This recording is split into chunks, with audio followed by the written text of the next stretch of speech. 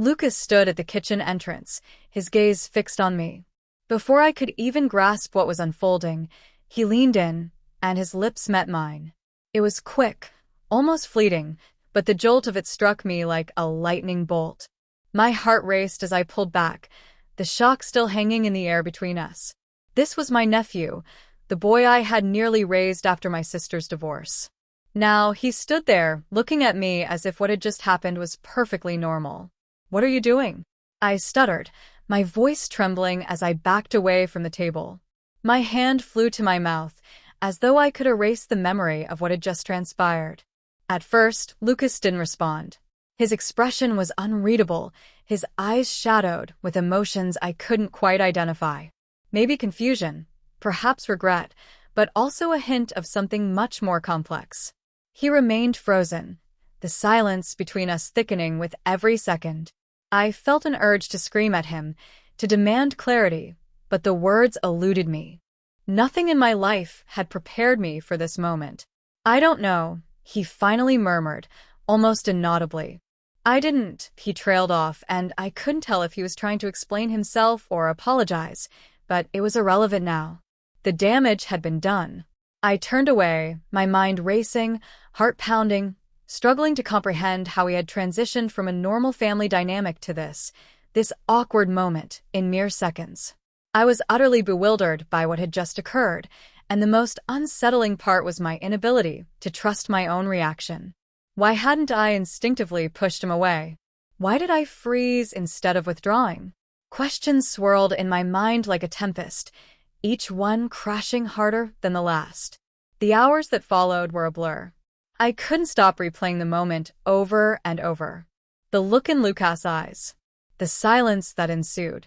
It hung between us like a heavy, suffocating fog. After that, we didn't say a word. I remained in the kitchen, fixated on the cold coffee in front of me while Lucas retreated to his room. The house felt unnaturally quiet, and that silence weighed on me more than any words ever could. I kept reminiscing about how normal everything had been just days earlier. We had been close, more than most aunts and nephews for sure, but never like this. I told myself it was merely a mistake, a momentary lapse in judgment. Yet, deep down, I knew it was far more complicated than that. As the sun dipped below the horizon, Lucas finally appeared again. He didn't look at me. He just drifted through the room like a ghost heading for the door. I longed to say something, anything, to shatter the tension, but the words got stuck in my throat. He grabbed his jacket, muttered something about taking a walk, and left before I could reply. As soon as he was gone, I exhaled a breath I hadn't realized I was holding. The house, which had once felt like a sanctuary, now resembled a stranger's dwelling.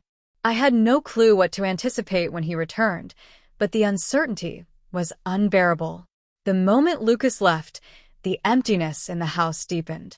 The clock in the living room ticked loudly, each tick reminding me how time kept moving forward even if I felt stuck. I needed fresh air, some space, anything to clear my head. So, I grabbed my coat, slipped on my shoes, and stepped outside. The evening air was cold, the kind of chill that seeps into your bones and heightens your senses. I wandered aimlessly through the quiet streets of our small town, the occasional car passing by in silence. My feet led me toward the park at the town's edge, where the trees stood bare and the paths lay deserted. This park had always been my refuge, a space to think. But tonight, my thoughts were a tangled mess. I took a seat on a bench, gazing at the sky as the first stars began to twinkle. What had happened in the kitchen wasn't something I could simply brush aside. It marked a line crossed, a boundary breached, and I had no idea how to mend it. Part of me yearned to confront Lucas and make sense of the situation, yet another part dreaded that conversation. What could I even say? What if I didn't like the answer? I heard footsteps behind me, and my heart leaped. For a moment, I thought it was Lucas finding me out here, ready to talk. But it turned out to be just a jogger passing by without a glance.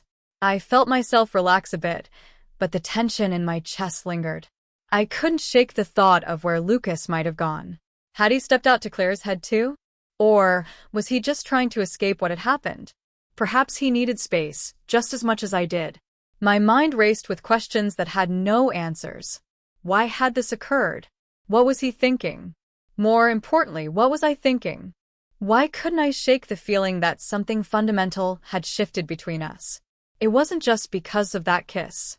It felt like a crack in the foundation of our relationship, one that had likely been forming for longer than I wanted to admit. Eventually, the cold began to seep in. I stood up, stuffing my hands deeper into my coat pockets, and started the slow journey back home. The streets had darkened. The orange glow of the streetlights cast long shadows. Each step felt heavier as I approached the house. What awaited me when I stepped through the door? Would Lucas be there? And if he was, what would happen next?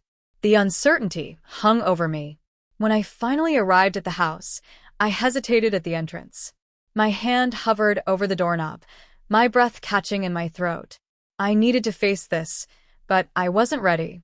Slowly, I opened the door, the familiar creak sounding louder than usual in the silence. The living room was dimly lit, only illuminated by the soft glow of the lamp in the corner.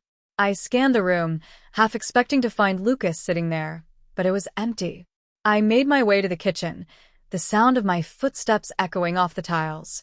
The same untouched cup of cold coffee lingered on the table, a remnant of earlier chaos. Staring at it, I felt a strange combination of relief and disappointment wash over me. Lucas still hadn't returned. Maybe that was for the best. I needed time to gather my thoughts and decide what to do next. As I lingered there, the weight of everything pressed heavily on me. This wasn't just about the kiss. It was about the fractures in our relationship that had been forming over time. The dynamics had shifted since Lucas moved in, and what once felt like a strong bond now felt like a snare. I poured myself a glass of water, took a sip, but the cool liquid did little to soothe the tightness in my chest. It felt as though I stood on the brink of something monumental, something I didn't fully grasp yet, but that could change everything. The worst part was that I wasn't sure I was ready to confront it. The morning arrived, and still, Lucas had not come home. I woke up early to an unsettling silence. The sun barely filtered through the curtains, casting elongated, ghostly shadows across the room. As soon as I opened my eyes, thoughts began to race, and I realized sleep was a luxury I could no longer afford. I didn't know what to expect when I ventured downstairs, but the empty living room twisted my stomach in knots. I poured myself a cup of coffee, my hands trembling slightly as I held the mug, trying to focus on this simple task to keep my mind from spiraling out of control. I found myself glancing at the door, hoping to hear it open, waiting for Lucas to return or for something, anything, to shatter the silence. But there was nothing, just the relentless ticking of the clock, the low hum of the refrigerator, and the drumming of my own heartbeat. Hours slipped by until finally, the front door creaked open. I stiffened, listening intently as Lucas's footsteps drew closer to the kitchen. When he stepped into view, his face appeared calm, but there was something off in the way he carried himself. His eyes briefly met mine before darting away, avoiding contact. "I went for a long walk," he said quietly. He offered no further explanation, and I didn't push him. The tension between us felt palpable, thick like a heavy fog that wouldn't lift. I nodded, hesitant to speak, unsure of what to say. Lucas moved toward the fridge, grabbing a bottle of water. The silence grew, stretching to an almost unbearable length. I felt a compulsion to say something to cut through the awkwardness, but I was at a loss. How do you even begin to address something so fraught? "So, about yesterday," I managed to whisper at last. Lucas froze for a moment, his grip on the water bottle tightening. "I know," he cut in, his tone sharper than I anticipated. "We need to talk." He set the bottle down on the counter and faced me, crossing his arms defensively. There was a storm brewing behind his eyes, but I couldn't tell if it was anger, frustration, or something more complex. "I don't even know what to say," I admitted, my voice trembling. "It shouldn't have happened." I trailed off, struggling to find the right word. "Wrong. A mistake." "I don't know. It's all so confusing." Lucas's jaw clenched, and he looked down, running a frustrated hand through his hair. "Yeah, it was," he replied. "I wasn't thinking." I don't know why, he paused, closing his eyes for a brief moment, as if collecting himself. When he opened them again, a vulnerable look washed over his face. I didn't mean to make things weird between us. Those words struck me, revealing the first crack in the wall that had grown between us. I felt the weight of his unspoken apology. Yet even as he attempted to explain, the tension remained. If anything, it complicated things further. I know, I said softly, trying to reflect his vulnerability. But it did change things. And now I don't know how we can move forward. For the first time, Lucas looked directly into my eyes, his expression steady yet conflicted. Neither do I, he admitted. But I don't want this to change everything. I don't want us to be different. His words struck a chord deep within me. Us. What did that even mean now? We weren't just aunt and nephew anymore, not after what had happened. Something fundamental had shifted, an unspoken understanding lingering in the air. I don't either, I finally replied, though I questioned how much I truly believed it. But we can't pretend nothing happened. We need to figure out where we go from here. Lucas nodded, his expression still troubled. Yeah, you're right. He let out a long sigh, his shoulders sagging slightly. I'm sorry. I never wanted to make things uncomfortable for you. I appreciated his apology, but it didn't erase the reality of the situation. I know, I said, forcing a strained smile. But I think we both need some space to clear our heads. Lucas looked as if he wanted to argue, but he refrained. Instead, he nodded again and pushed the water bottle aside, as if he no longer had the energy for anything more. Yeah, maybe you're right, he said quietly. I'll go out for a while to give you some space. Without another word, he turned and headed for the door. I stood there, frozen, watching him leave once more.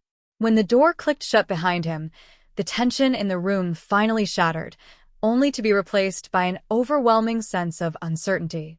We had spoken, but nothing felt resolved.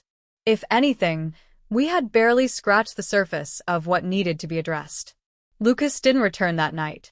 I found myself torn between worry and relief. I told myself it was for the best. Time apart would help him clear his mind, but the emptiness of the house gnawed at me. I attempted to distract myself, cleaning, organizing, flipping through TV channels, but nothing could hold my attention for long. My thoughts kept circling back to our earlier conversation, his words echoing in my mind like a haunting refrain. I don't want us to be different. But the truth was, we were already on different paths. I felt the need to reach out to my friend Sophie. She had always been my anchor in turbulent times. Though I couldn't share the entire truth with her this time, I opted for vagueness. Just some family drama, I said, explaining that Lucas had been acting strangely. She listened patiently, offering well-meaning words of comfort that barely skimmed the surface of my feelings.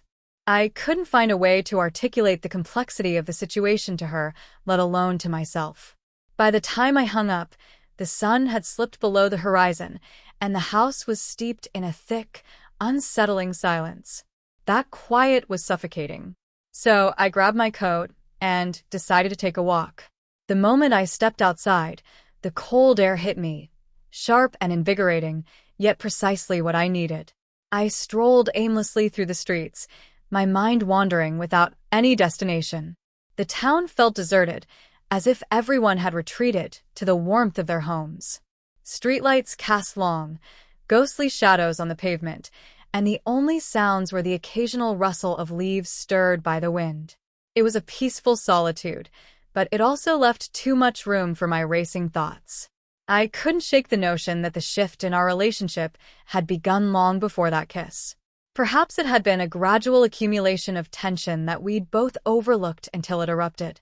Now, though, I was acutely aware of that shift, and I didn't know how to reverse the damage. As I walked, my phone buzzed in my pocket. I pulled it out, half hoping it was Lucas reaching out, but instead, it was just a message from Sophie checking in. I hesitated before responding, unsure of how to convey the depth of my dilemma. How could I explain that the rift between Lucas and me was far more than a typical family spat? It was tangled, complex, and deeply troubling. I tucked the phone back into my pocket without replying and quickened my pace, as if moving faster could somehow outrun the thoughts swirling in my mind. But no matter how far I went, they lingered like an unshakable shadow. Eventually, I found myself back at the park, the same place I had visited the night before. It was even quieter now, with the trees casting dark, gnarled shapes against the sky. I sank onto the same bench, staring into the empty space before me, feeling the weight of everything pressing down on my shoulders. What was I supposed to do? Returning to the way things were with Lucas seemed impossible, but the thought of cutting him out of my life felt equally unbearable. He was family, but that term no longer felt adequate, not after what had happened. It was as if we had crossed into uncharted territory with no map to guide us. I sat there for what felt like an eternity, lost in thought, until the cold became unbearable. As I made my way home, I hoped Lucas would be waiting for me, that we could sit down and have an honest conversation to help us navigate the turmoil. But when I stepped through the door, the house was empty once more. The loneliness sank in deeper, a chill that refused to dissipate. I tried to convince myself that this was only temporary, that he would return, and things would eventually settle into some semblance of normalcy. Yet a nagging part of me wasn't so sure anymore. A distance was forming between us, one that felt increasingly impossible to bridge. That night, I lay in bed staring at the ceiling, listening to the quiet hum of the house. Sleep eluded me, and when it finally came, it was restless, filled with fragmented dreams that left me feeling even more unsettled when I awoke the following morning. Lucas still hadn't returned. The new day felt heavier than the last, his absence looming over the house like a dark storm cloud, suffocating me with uncertainty. I tried to stick to my routine, making coffee, glancing at my phone, waiting for any sign of his return. But as the hours dragged on, the silence felt increasingly permanent. Around midday, I heard a knock at the door, and my heart leapt. For a brief moment, I thought it might be Lucas, finally ready to come home and talk. But when I opened the door, it was just the mailman, delivering a simple package. Nothing more, nothing less. I thanked him and closed the door, disappointment weighing heavily on me once more. I spent the day trying to focus on work, grasping at anything to distract myself from the anxiety gnawing at my insides.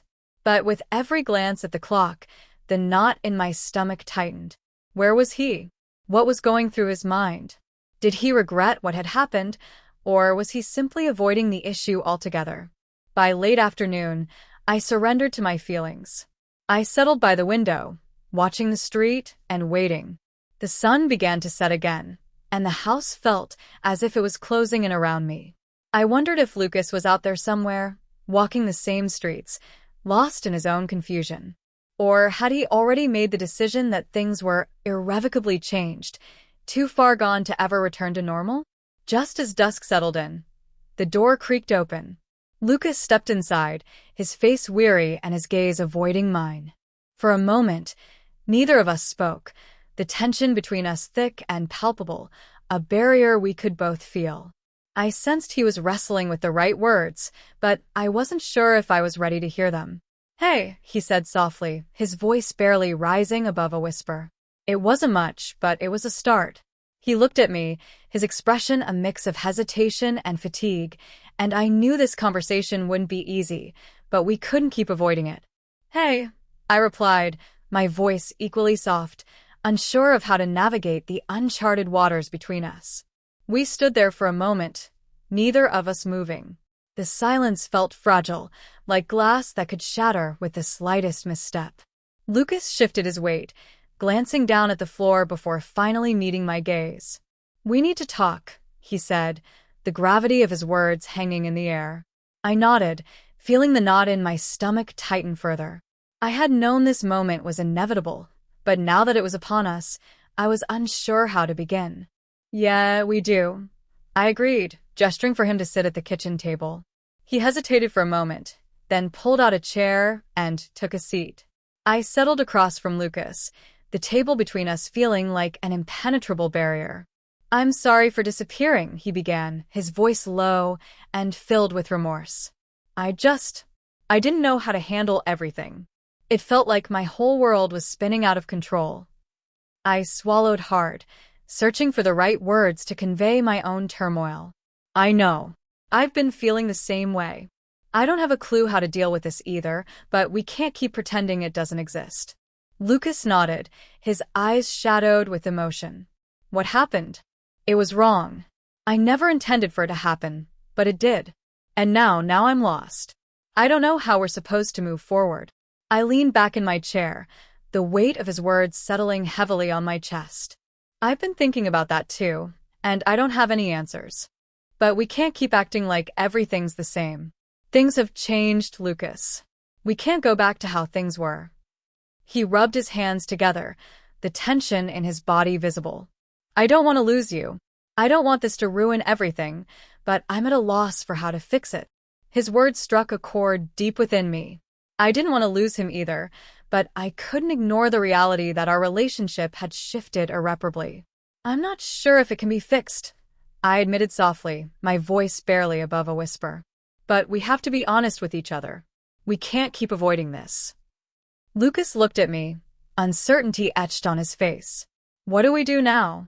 I took a deep breath, feeling the gravity of the situation weighing down on me. We take it one step at a time. We talk about it and figure out what this means for us. But we can't rush into pretending everything is fine, because it's not. He nodded slowly, sadness evident in his eyes. I'm really sorry, Claire.